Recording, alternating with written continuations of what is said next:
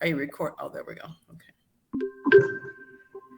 All right, so we'll go through roll call. When I call your name, please state your full name and your function on the board. Nick, Nicholas Hall, teacher rep. Lori, Lori Viets, parent rep. Cindy. You're on mute, Cindy. Cindy Watola, parent rep. Kate, Kate Kaczynski, parent rep. Principal Gibson, Kimberly Gibson, principal. Emily, Emily Holbert, teacher rep. and Sarah. Sarah Ogeto, parent rep. Oh, Sarah, I'm sorry. I forgot about your vocals tonight. My apologies. I hope you're feeling better. My name is Tina Holder King. I'm a parent rep. The next item on the agenda is approval of the agenda. Is there a motion? I motion to approve the agenda. Second? I second. Any discussion?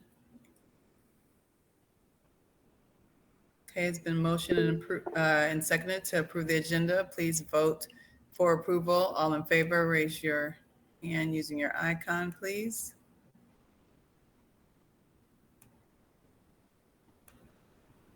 Looks to be unanimous.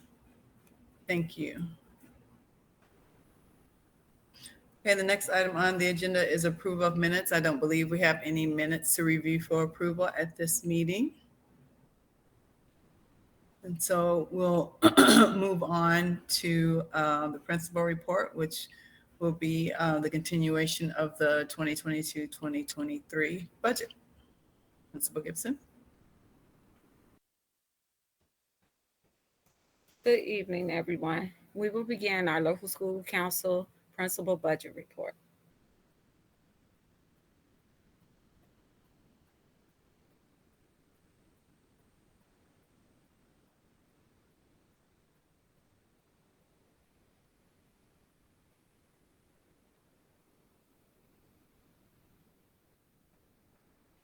Our mission.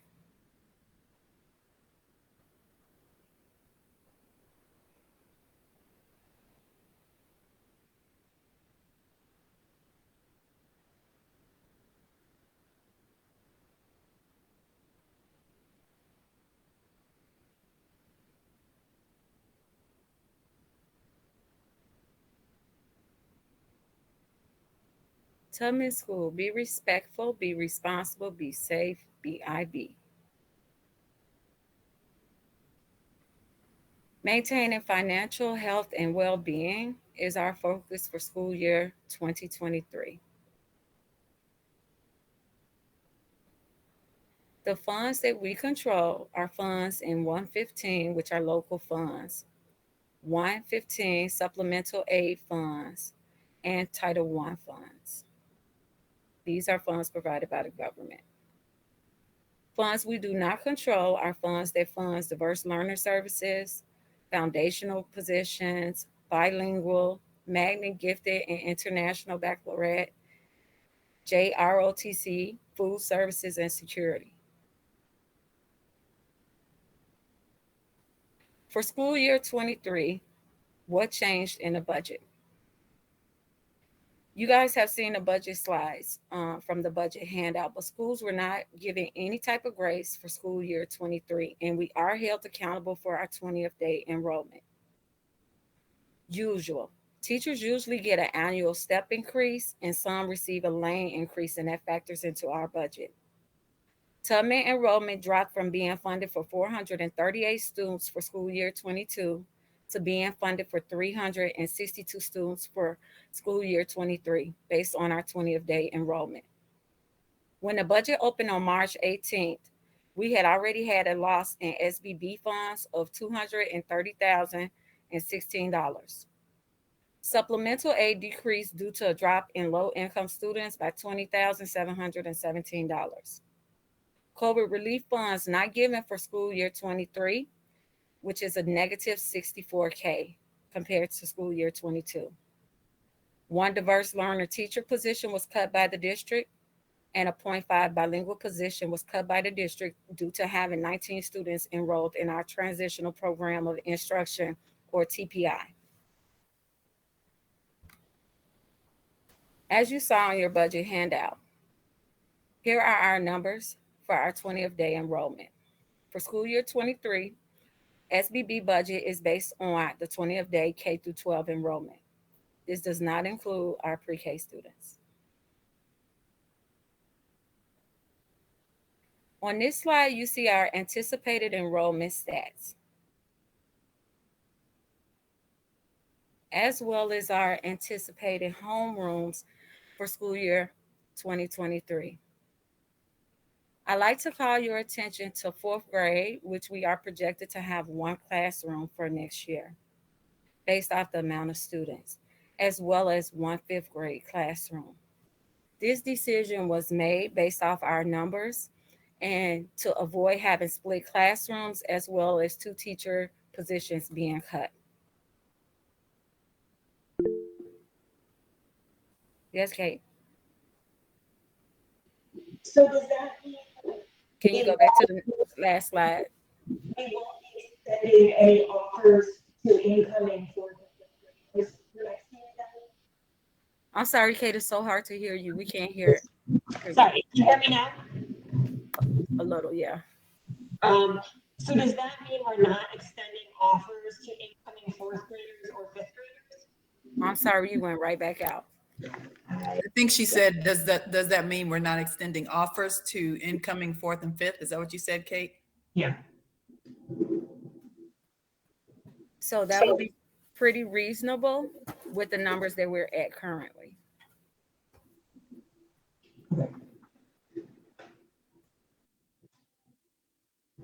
For our 5th grade classroom, I do want to call out that in that classroom, there will be 2 teachers, a general education teacher, as well as a special education teacher, as well as a seeker in that classroom.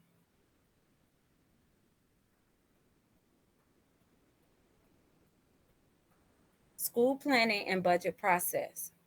The Continuous Improvement Work Plan, or CIWP, drives our annual school budget. It's created using school data. It identifies the school goals and strategies, and it drives our budget and planning. The annual school budget outlines school-based expenditures. It aligns expenditures to goals and strategies in a continuous improvement work plan, as well as it covers staff salaries, which is 99% of our budget. Our CIWP buckets of work. We continue to strive to work on social emotional learning, multi-tier systems of support, student voice and engagement, and curriculum. Here are our CIWP strategies for each of those.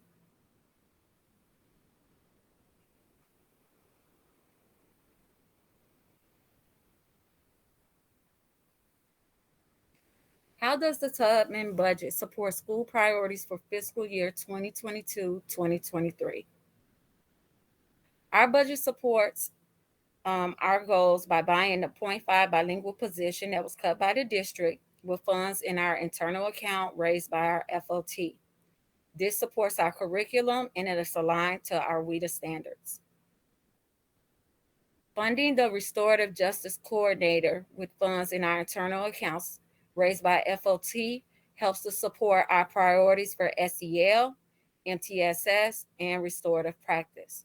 Our Restorative Justice Coordinator will help work with the admin, students, and staff toward restorative practice versus punitive practices, and will provide PD not only to the staff, but also to families as explained in our CIWP, and help us get to equity for all students.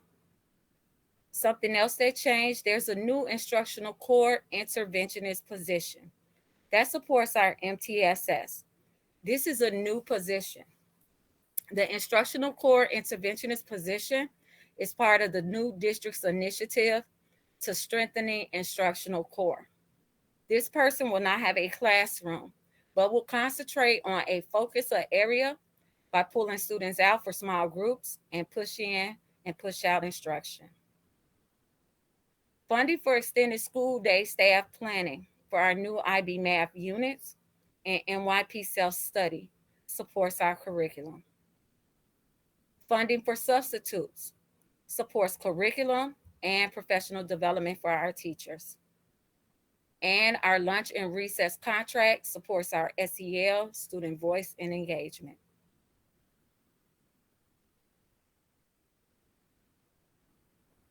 This is a budget status report.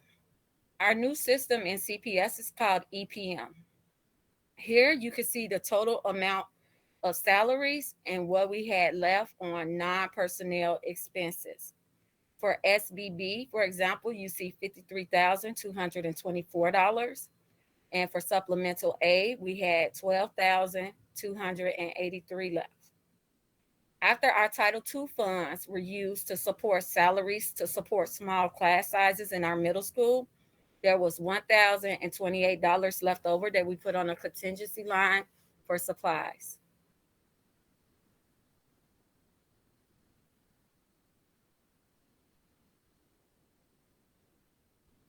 Funding sources.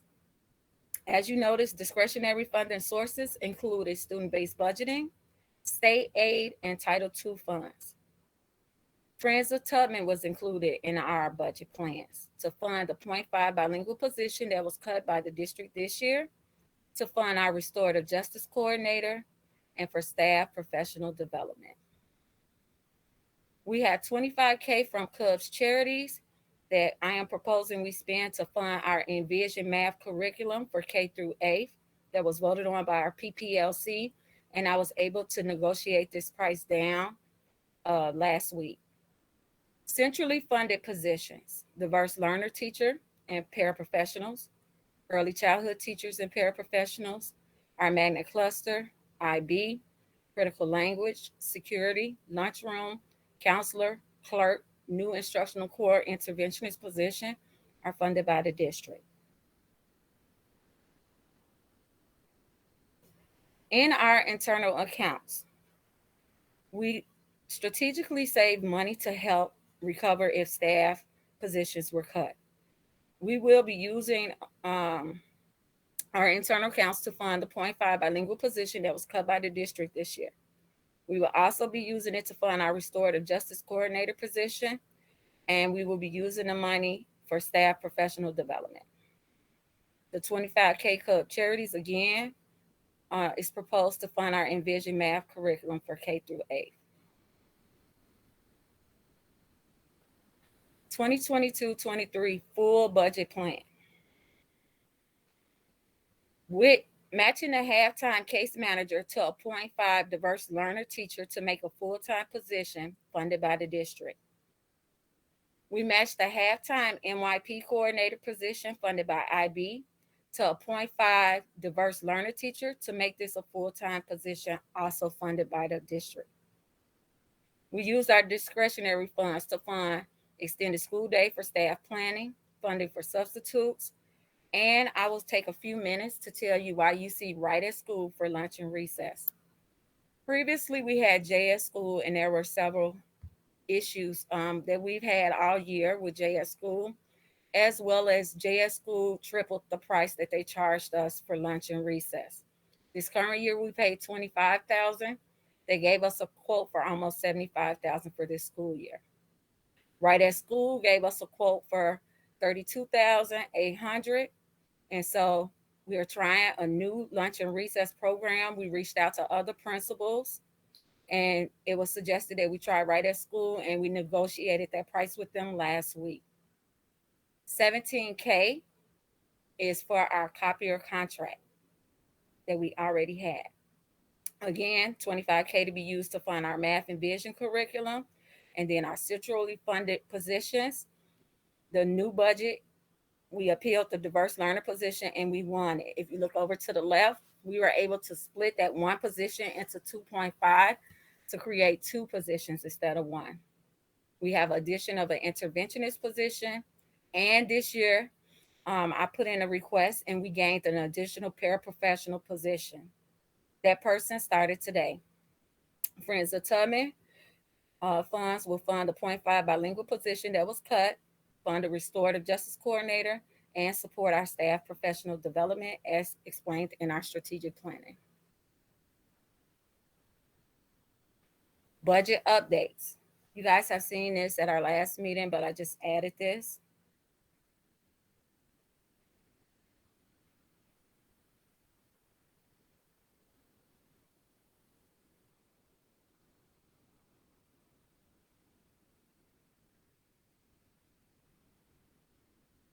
There was a new email that went out shortly, less than an hour ago, about the spend down for May. So at our May 4th, I will be telling you guys the updates we have to the end of May. I believe it said May 27th to begin spending the funds and creating the POs and requisitions of any funds that do not roll over. Here are our updates on budget transfers from internal accounts. You all have a copy of this slide deck that I asked Tina to share with you guys so you can look in your leisure. But working with our manager for CPS for internal accounts, these are the updated budget transfers. What you see in the green is money that has been transferred to the correct line. This will help clear up things from our transition audit and clear up our internal accounts. What you see in the yellow is journal entry. That's just funds being transferred from one line to another line, not technically being spent as of yet.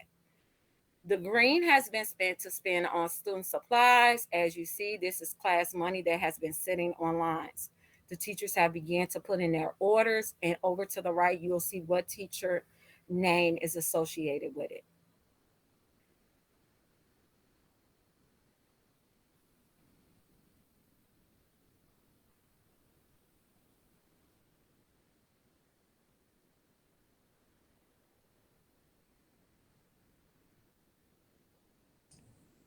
Is this in the presentation that you sent, Tina? Because I'm not seeing it in the slides and I can't read this.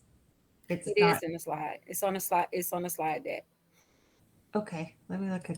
I have to double check too that I did send the updated one. I may not have. I may have sent a earlier draft. So I'll double check that and get it out. I don't think it's in. It's not in this one, the one that you sent. Okay, I'll get that out. Okay. Tina, I think it's slide 21. You have to just click. There's a link to click. It says budget transfers from internal accounts on slide Yes. 21. And if you click that link, it'll open that document for you. Oh, good. Okay. Yeah, so thank you, Nick. It's a very lengthy document. I want you to know right here, can you slow down right here? Everything that's in red, our internal accounts from CPS said we cannot transfer this money, we cannot spend it. This is money that was sent up with grants, and they have to research how the grantor specified this money to be spent before we can make transfers. If there is no documentation, then I can come back and let you guys know at our May 4th meeting and ask permission to transfer this money according to how we have it set up. So you should get an update on everything in red, but you can see we have been working really hard according to CPS and internal accounts manager. It'll take us a couple months to clear up these transition audits. But we are working hard. It's a total of 28 accounts. Just really quick, when you go and click on that, we have to be given access. We can't just get in to see it. And that's probably because you guys don't have a CPS. We'll get you access. Okay, thanks. Or we'll send it separate. These are the discretionary funds that I showed you on the fund cap summary. Is just a repeat of what we opened up with and our deficits.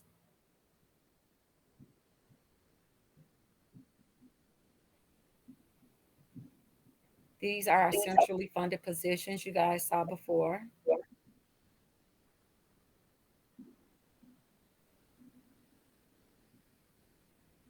Here's our SBB funding details.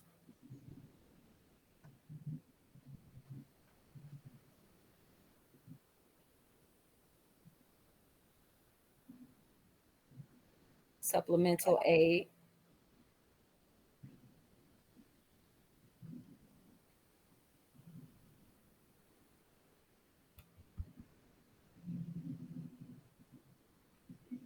Here's our enrollment for our English language learners, the 19 number that you heard me speak of earlier.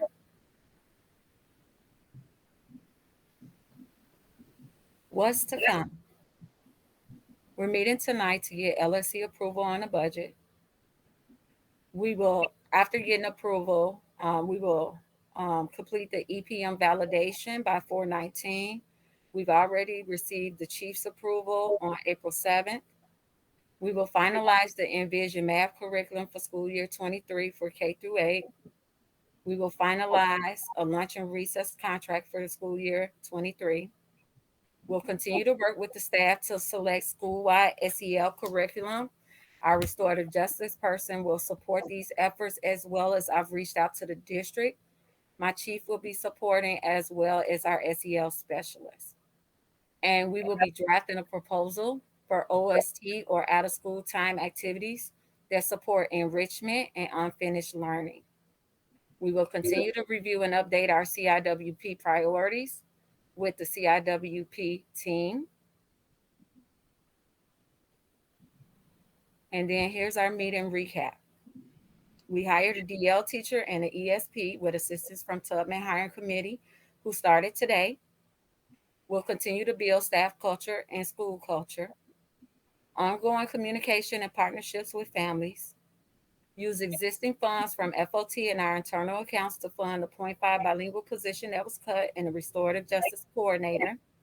And continue to work with our internal account specialists to clear up recommendations from the transition audit, as well as our staff. Principal competencies. Continuous improvement for staff and students. I have continued to conduct classroom reach evaluations since our last meeting. Won the appeal for DL position cut with the district, and develop actionable steps to address budget deficits using our strategic plan and funds in our internal accounts to fund a bilingual as well as the restorative justice coordinator position. Powerful professional learning. I plan PD for staff during weekly grade level team meetings. I be training for staff and administrators, and attended monthly PLCs for administrators with the fund and network for ISIL and administrative meetings, specifically budget. College and career readiness. I supported students and families with the principal discretion process, including writing recommendation letters for students. I meet with counselors to ensure that the 8th grade students accepted their high school offers by the deadline. The counselors report in Naviance and support students in navigating the high school decision process. Families and communities. I engage communities in discussions in regarding updating CIWP priorities. I hosted a listening session this current month for the principal conversation, where we listen to families' ideas of traditions and things that they want to see continue at Tubman. And I've published bi-monthly community blasts, and actually I've been sending them weekly lately. And I delivered the principal report at the monthly LSC meetings, as well as this budget and the monthly FOT. Self-discipline, thinking, and action. I meet monthly with CPS new principal coach for coaching and leadership, and I have met with my network chiefs on a weekly basis. I meet weekly with my CPS mentor principal to continue developing leadership skills and engage in reflective practice to develop actionable steps for continuous improvement. And on April 8th, I approved telework for all staff at Tubman. So it was at the principal discretion. I called the special meeting on April 7th of all staff, and I decided that all staff could stay home and telework on Friday. We change the narrative and write our own story. Are there any questions or discussions regarding the budget or anything else?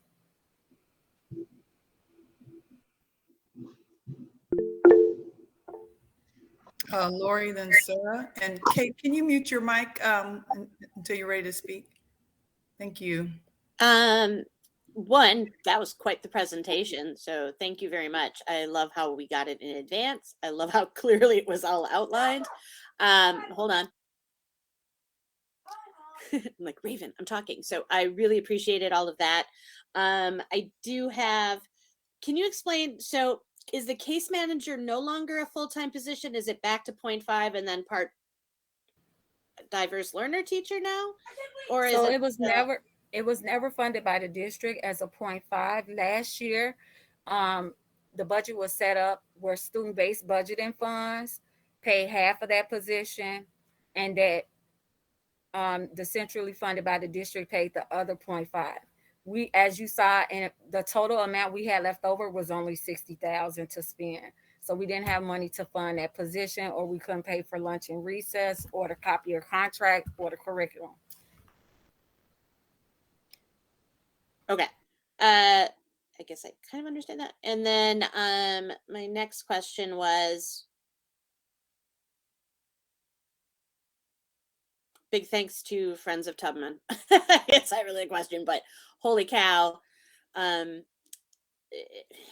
It's so depressing to me, as you all know, I'm very, the fact that CPS is holding on to so much money and yet slashing all of these funds. So it's offensive to me that I have to be so grateful to our Friends of group. So I'm like, oh, still got, I'm saying my restorative. I was really, emotionally invested in the restorative practices person. I'm emotionally invested in a lot of the things that we're going to be able to offer to our school. But I'm angry that it's not courtesy of CPS or our rights. It's because we're privileged and have really amazing volunteers and generous donors. So that's a bummer to me. Thank you. Thanks, Lori. Sarah? I'll do my best. Um, Thinking future forward, what would be our anticipated goal for enrollment on the 20th day of school for next year? And not sure if this is a question for you. Well, for you, Principal Gibson, and maybe even if Patty Lenkoff could lean in here as well. But given that we're using FOT funds for our core budget next year, how will this impact, or what would our projected fundraising goals be, so that we're able to have, like, I'll stop there. What would our projected fundraising goals be? Just speculating. So I want to start by saying this year we were very strategic. When I came on as principal, every month I specifically met with FOT, and we did not touch the funds. The funds we're spending to fund these positions, these are not funds that were raised from this current school year. So we still have those in reserve, and I have not asked FOT to turn that money over. FOT has been wonderful. When I say FOT needs a huge shout out, if they didn't put in all of the effort they did in fundraising this money and strategically really sitting down with me as a new principal when I took it on and understanding the money that was sitting in internal accounts, I knew not to spend it.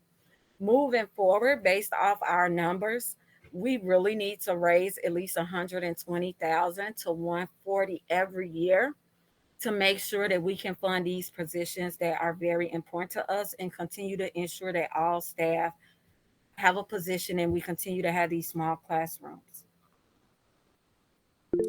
And then what would be the anticipated enrollment goal for next year?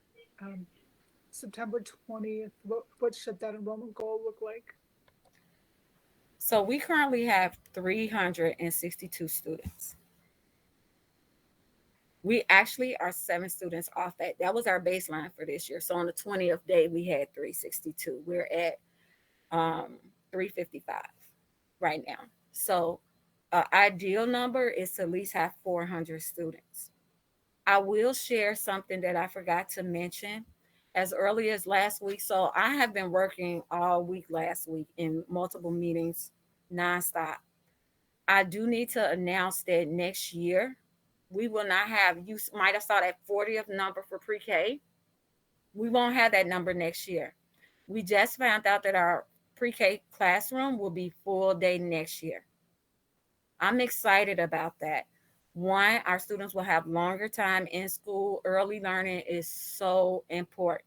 And not only that, our new recess partner has after school programs that start at preschool age.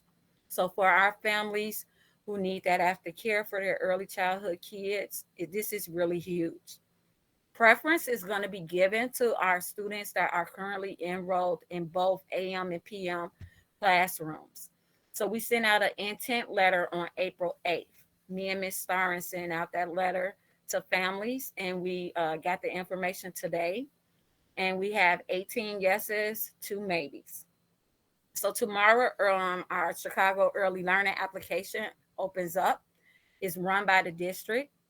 First, our students that are already here fills up those slots. They don't need to apply again. They're automatically in our program.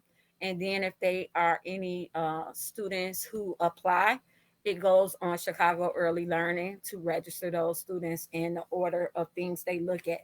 And some of the things they look at is if the student has a special need, if they are EL learner, or if the family has a sibling. So that is new this year. They are doing sibling preference. Thank you, Sarah. Cindy, and then Lori will come back to you. Cindy, you're on mute. Did you read my lips?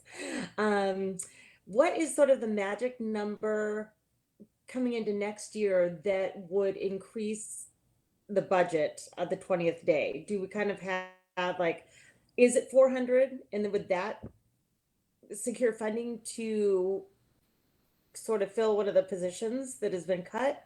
What does that look like? So anything can change our funding. If somebody resigns, we have a retirement, or if our enrollment increases, it will change our number. It depends on classroom size and how many students go up in that classroom.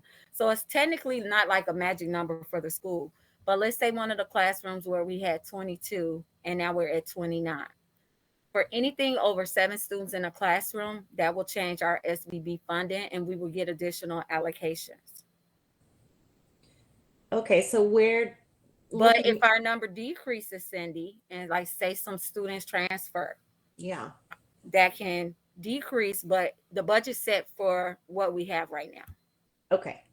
So even if we lose students going into next year, it is what it is. Like we are going to walk into the school year with this set number. Okay. Yes. So sort of trying to be a little more strategic in terms of recruiting and new families, we've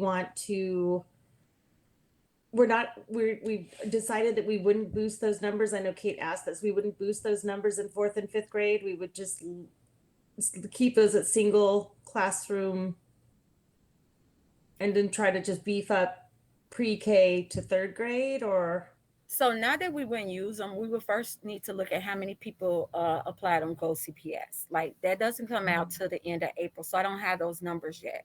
Okay. Now, if those numbers are large and we can prove that, we need to open up classrooms because like 20 or 30 people applied, by all means, that would impact our budget.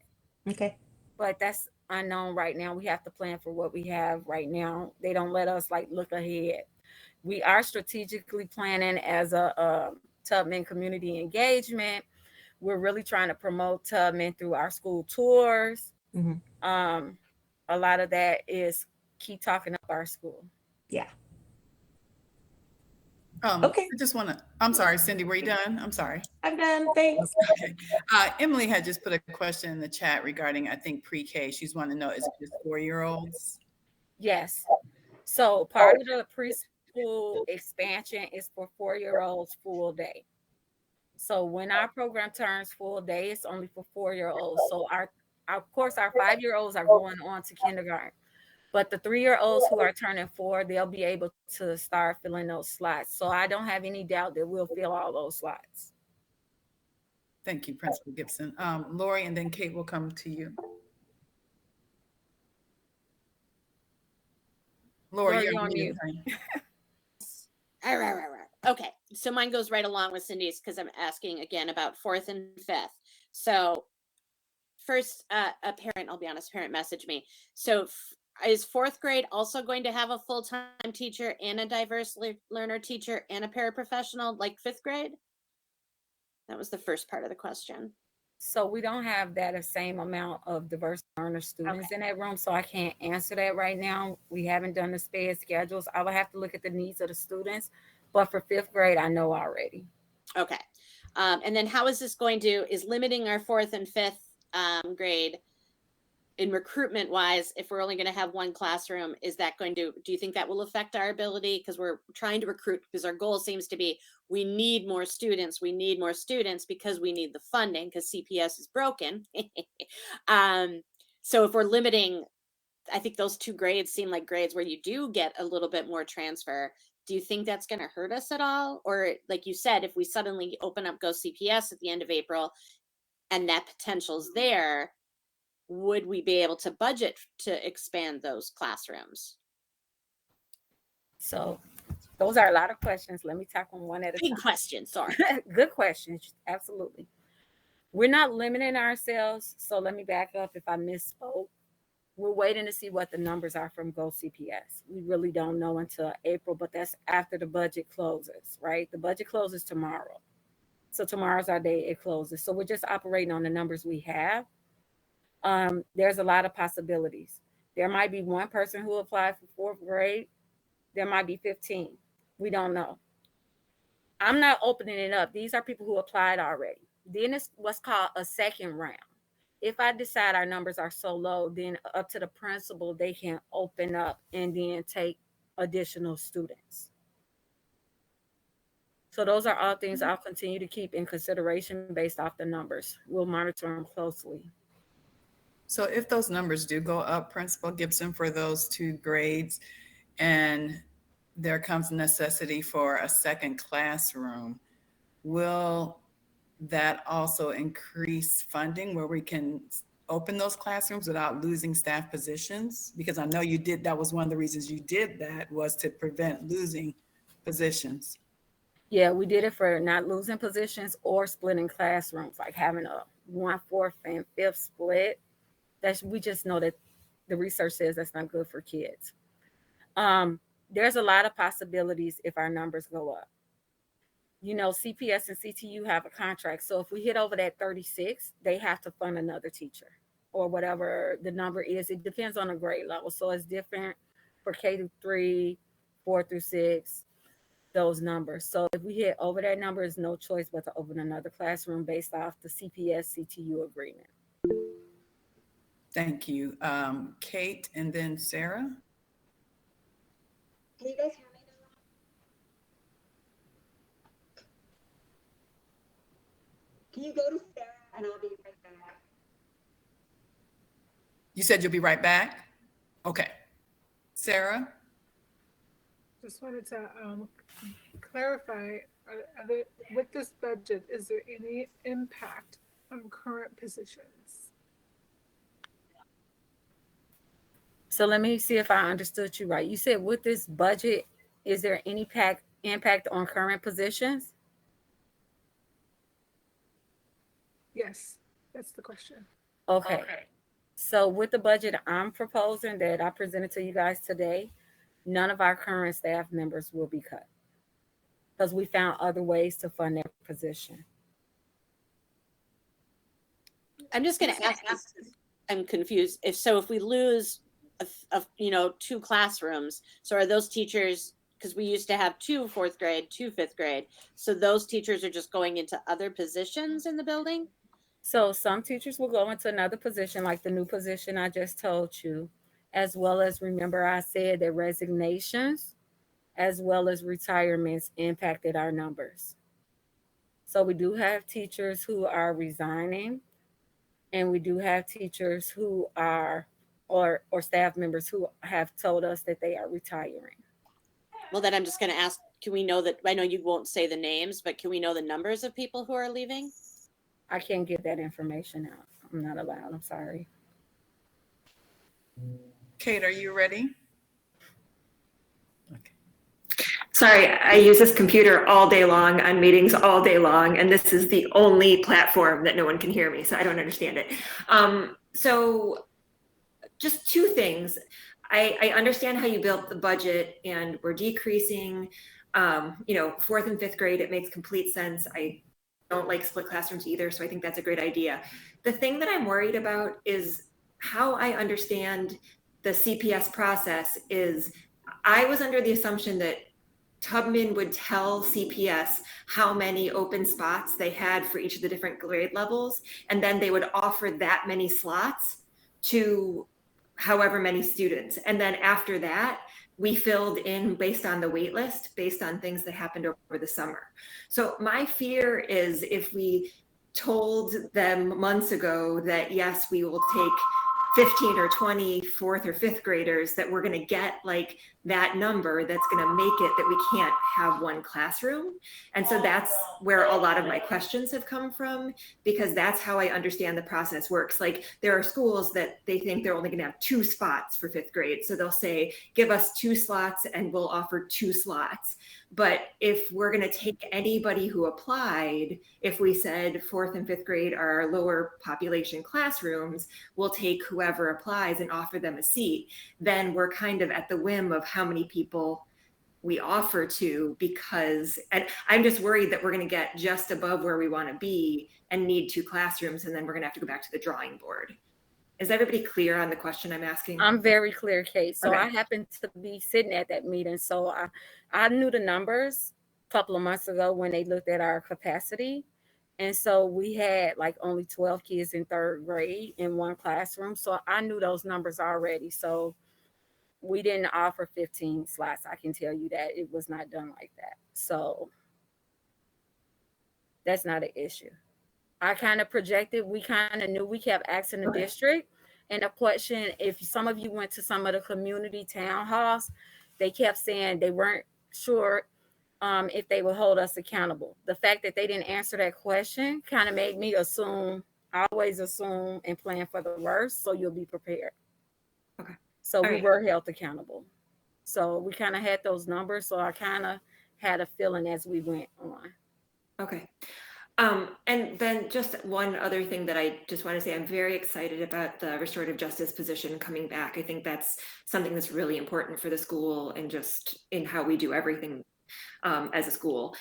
The one thing that I feel like we had like a part-time person in the past, and I know from the perception of my kids and my kids' friends, they didn't feel like there was really that like strong foundation of what it looked like and what that person's role was and where that person was used, and kind of that I wanted that person to be playing more of a role in the school than they actually did.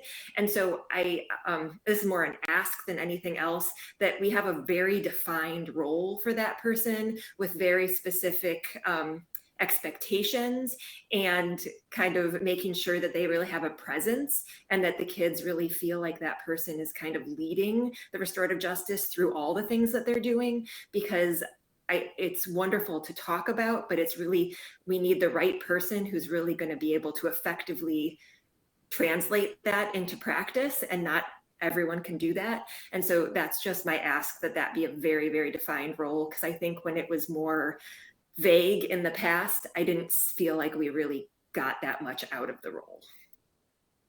Thank you, Kate. I just want to comment to your comments. I really appreciate all of that feedback. I don't know what the restorative justice coordinator role was prior to us, but I've heard different things. So I did reach to human resources and ask for a job description for that specific role. I am able to share that with you. I will send that to you. We will take all your feedback into consideration when we hire for that position, because we will be hiring externally for that position. And it is my hope that the person we hire, again, will not only support and train admin and staff, but also work with our families to understand restorative practice and help us follow our CIWP, which is having a community that follows it. I believe if we're all working together to follow these practices and not be punitive, but to have a healthy, safe learning environment, it'll create a better Tubman for everyone. So that is a ask. When the budget opened up this year, prior to it opening up, when I took position, we had stuff in our CIWP for restorative justice coordinator to do, and we didn't have that position. I was not allowed. I can't just put money there that's not there. So that has been an ongoing issue for us this year. So we're strategically planning for that position as we move into next year and the third year of our CIWP. So we hope to get to the core of that, and I hope you'll support us as one of our families who will strongly support the restorative justice coordinator who comes to Tubman. Thank you so much. Thanks, Kate. Nick? Yeah, I have a couple of questions about, again, the 4th and 5th grade. Obviously, this seems to be the main topic just because they're, it's the one class instead of two. And I totally understand why we have to do it for this year.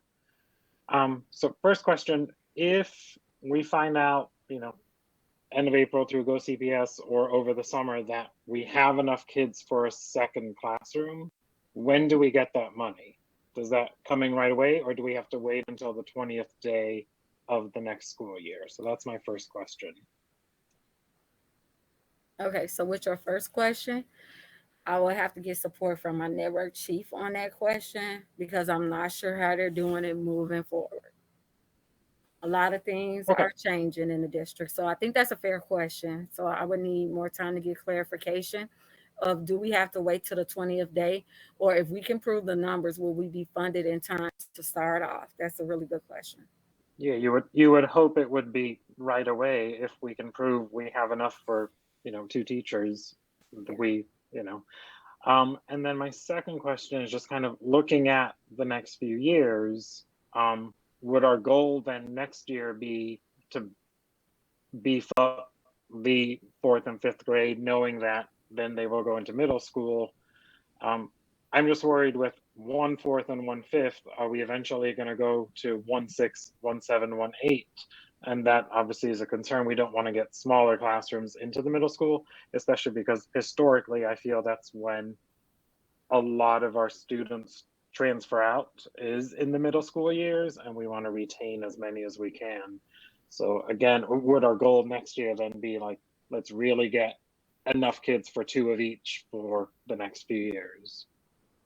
I agree. My goal is always to increase the amount of students at our school. As many seats as we have available, I would like to fill them with students. So my goal is not to have one. My goal is to at least maintain the 2 that we've been used to having. And so we'll have to do some really strategic planning and working with our community and as a staff to beef up our enrollment. But I want you to know what's going on at Tubman. It's not just at Tubman. This is across the district right now, even across our state with enrollment numbers being down. So we just got to think of ways to work together to improve them. But thank you. That's a good goal that you share, and that's the same goal I share. Anyone else? I just want to make a couple comments. I think I had maybe a couple questions. I really appreciate, to echo Lori's sentiment, the way things were laid out and the way you explained everything, particularly the change slide. I think that was really helpful in teasing out not only what has changed, but being able to follow the impact and maybe being able to hone in on what we need to think about moving forward. So I really appreciate that slide. And then for just big ups to the restorative justice position, getting that, and it's really obvious that you've worked very hard to offset a lot of cuts and to get the price down for the after school. I mean, that's huge. So I appreciate you using those mother of 8 skills to to stretch those dollars. Let's see. Lori's telling you 10. Don't forget my 2 bonuses. Oh, that's right. Mother of 8 plus 2. With the just wanting to know, and I meant to ask this at a different meeting and it just came up again at this one, Who is on the Tubman hiring committee? Just wondering who that is. So it's various people depending on what grade level or what area we're hiring for. So when we're hiring for a diverse learner position, we try to have the general education teachers they'll work with. We try to have our case manager and some of the members of our HEART team, which includes Michelle McNally, our IB coordinator. We try to include various people that the person will be working with. When we're Oh, hiring for SECA positions, we try to have some of our paraprofessional SECAs, as well as the special education teacher that they might work with. So different people. okay, thank you. The instructional core position, I can't remember the name of it. So, um,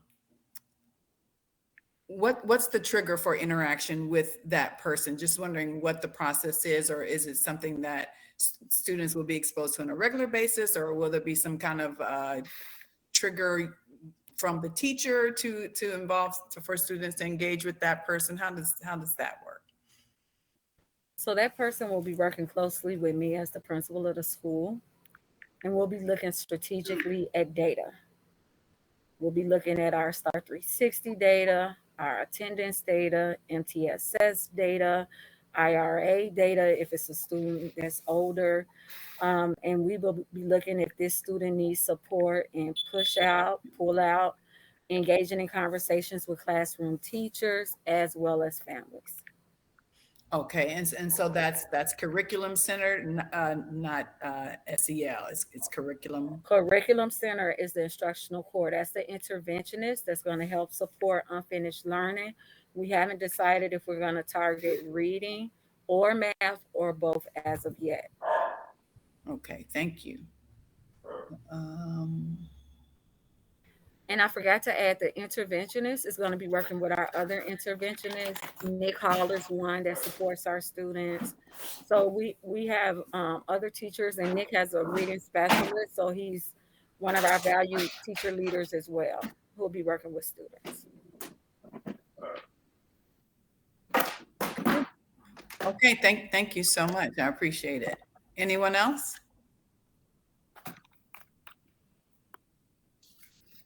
Okay. Is Now I know you have transfers, so I guess we need to vote to approve the budget first. Um, is there a motion?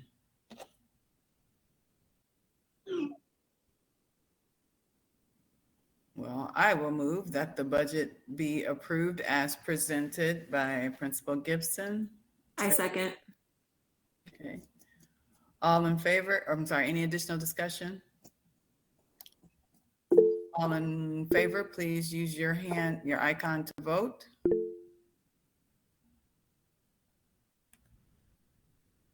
Okay, the budget is approved unanimously. The next item on the agenda is transfers. Principal Gibson, did you have transfers for us to vote on tonight? So I didn't have any to vote on that we didn't vote on before. I just wanted to really go over. I told you that at every meeting, whenever we do budget transfers, that I would update you at the next meeting. So on that slide, I want to make sure everybody's able to see the actual transfers that we did, just so you know where the money is. Okay, thank you. And just to make sure I'm understanding this correctly, those items that are in red will be updated on once they are doing the research to find out what stipulations are around that money, and then we can move on spending that. And green and yellow have already been approved, not only by me, the staff, but also by internal accounts. Okay. Okay. And those, excuse me, those classroom funds, the spending is being done by the teacher's choice, correct? Correct. Okay. Okay, that moves us to the next item on the agenda is public participation. Nick, do we have anyone? We do not have anyone for tonight, no. Okay, I don't think I saw anyone in the chat. Just checking. Okay, I do not see anyone. Okay, the next item on the agenda is action items and next steps. Cindy, did you want to take a stab? Where you want me to read? What you want to do? I'm trying to think of what we have. Do we have any? Did I miss something? You know, well, just really, not really. What I mentioned before is just circling back for the red items, but I know Principal Gibson's going to do that in her report anyway for the internal accounts. And I know Nick had the question regarding what's the process for receiving money? Should we have enough students to trigger that second class? And I know Principal Gibson agreed that she would find that, she would try to find out that information, but that was all I had. Okay, the next regular, did I hear a hand raise? Okay, no. The next regular meeting is May 4th at 6 p.m., which will be virtual unless otherwise notified. The next item on the agenda, I just want to remind everyone on the council as well as those dialed in, there will be a special meeting in April for principal evaluation. I have sent out a form for availability. Please complete that if you have not. I did see some names missing. There were 2 dates proposed. So if you could please indicate not available or which dates you are available for. The next item on the agenda is to adjourn. Is there a motion? I move to adjourn this LSC meeting. Anyone second? I'll second. Second. I'll second. Okay, any discussion? All in favor of adjourning, please use your icon to vote.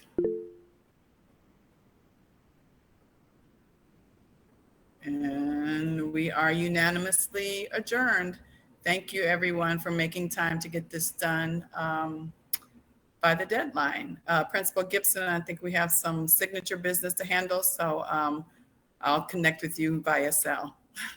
All right, good night, everyone. Thanks again. Thanks, everyone. Good night. Bye-bye.